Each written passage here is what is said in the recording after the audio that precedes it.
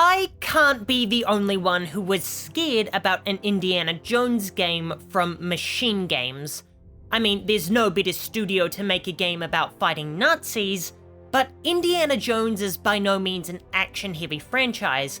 In fact, I can't think of a film trilogy that better encapsulates adventure. Then I gave up almost all hope when I heard it was going to be first person.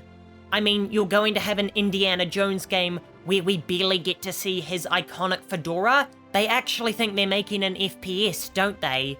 After beating the game, I can see now I was completely wrong. This is by no means an action game, and it understands its source material and treats it with more reverence than even its original creator has in recent years. And while it's certainly a strange choice for Indiana to be in first person, I can see why they did so, in service of the puzzles. There's something about puzzle games that's greatly enhanced by the first-person camera angle. I think the reason immersion is so important for these games is because you're required to do the same thing that's expected of your character. A game never asks you to display the same shooting or platforming feats that your character does in the game, but you have the same amount of tools that your character does when solving a puzzle game. So since you have to display that level of problem solving, it's more befitting for the game to be as immersive as possible, so that the feeling of solving the puzzle is enhanced. And Indiana Jones is phenomenal at implementing puzzles that make the player feel smart, presenting them in an immersive way where it feels like me and not Indy is the one doing all the solving. It's like the antithesis of God of War puzzles that solve themselves for you when you're struggling and you feel like an idiot because the solution was usually because you hadn't noticed something interactable within the puzzle room. Great Circle has almost no puzzles that require you to find something, although they certainly had me worried at the start of the game with the match the artifact to the exhibit travesty in the museum. There's also a more tactile feel to the puzzles, helped by the incredibly detailed animations Indy has when interacting with a contraption, a detail that would be completely lost in third person. So the first person camera benefited the puzzle side of Indy, but it also greatly enhanced the combat by making it feel frustrating and clunky, just like Indy combat should be. See, Indiana Jones fight scenes have always been impromptu, and a lot of things happen by incident, and Indy usually wins because of his quick wits helping him adapt faster to situations. Being first person helps make things go wrong more frequently. I might be in the minority here, but I find stealth much harder when in first person, despite the origins of the subgenre coming from the likes of immersive sims. I think just having that extended field of view in third person makes you much more aware of your surroundings, and it makes sneaking around so much easier due to your increased awareness. So you're going to get caught more often in the Great Circle, which is a great implementation of Indy's improv-style combat. It would feel weird for him to perfectly sneak past all these guards when he's by no means an expert at stealth. But making getting caught easier is only half the puzzle. When it's time to throw down is where the first-person angle really shines. See, Great Circle's combat is purposefully clunky, as any game with a focus on stealth should be.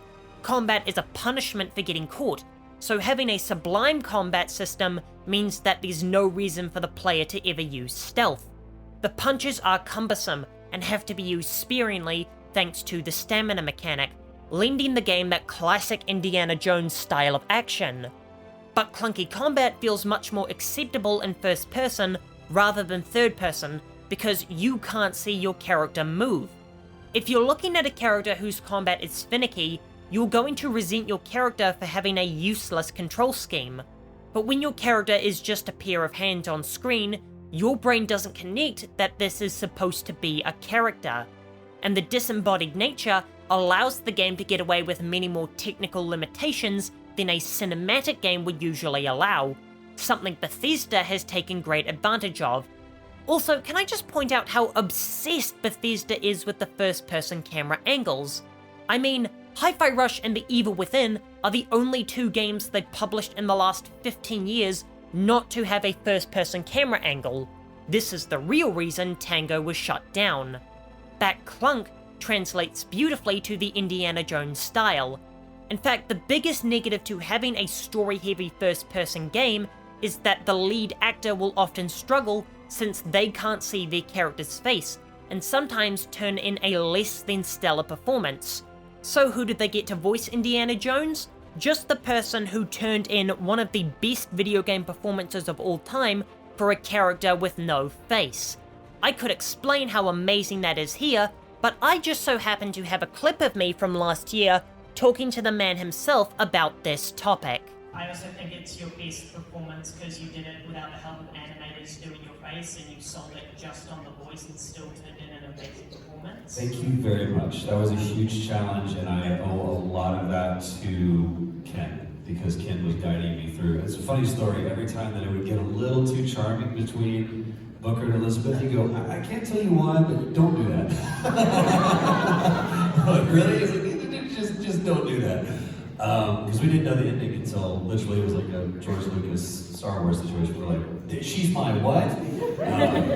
Spoiler, it's been 10 years. You should have played the game. Actually, and this is off script here, I was going to make several essays regarding the questions I asked in that video, but I just thought I did so poorly in the interview, so I'm gonna leave a link in to a what's the word? To a private video in the description of this one, and could a neurotypical person who has regular social interaction just watch it and let me know if I, embarrassed myself at all, because, it's one of those memories where, oh, it'll come to me and it'll be like a cringe moment I remember from 3 years later.